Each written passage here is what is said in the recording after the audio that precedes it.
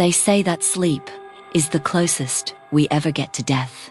But for her, closing her eyes was when the other life in her room truly began. I remember sitting with her while she told me this, her eyes darting toward the dark corners of the room, as if she expected something to crawl out at any second. She told me someday that still we've seen them. It's feeling the weight. It always starts when the house goes silent. You're lying there, tucked under the covers, your breathing finally slowing down. Right at that razor-thin edge between being awake and falling under, the air in the room just changes. It gets heavy, it's cold, and then the bed starts to sink.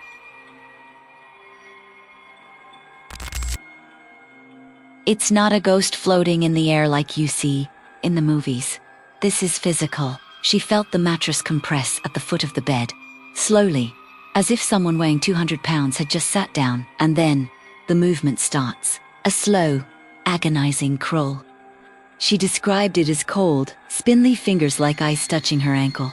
It's not a gentle touch, it's a claim. That sudden, violent twitch you see in her body, that's not a muscle spasm. It's a primal reaction. It's her soul trying to leap out of her skin to get away from a touch that shouldn't exist.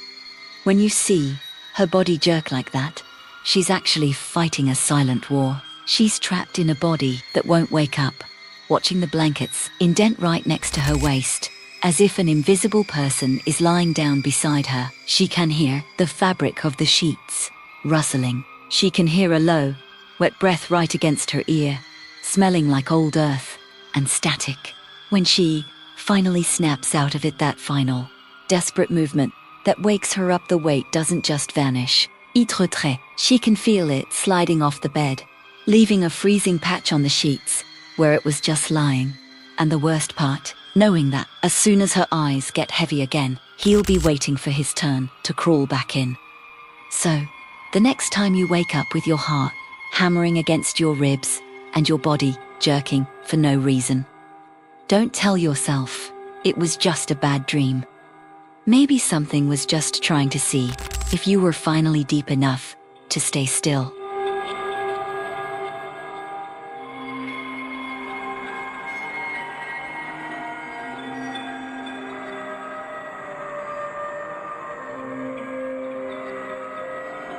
Science calls it a hypnic jerk, a simple neurological misfire, or the brain's way of checking if the body is still alive as the heart rate drops. But science only explains the how, not the why. Why is it that our body flinches? We feel like we're being poached or falling into abyss. Maybe that sudden jolt isn't a glitch in our system. Maybe it's an ancient survival instinct. A frantic alarm triggered by the subconscious, because it sensed a presence the conscious mind was too tired to see. Your brain isn't just waking you up. It's trying to save you from staying still for too long.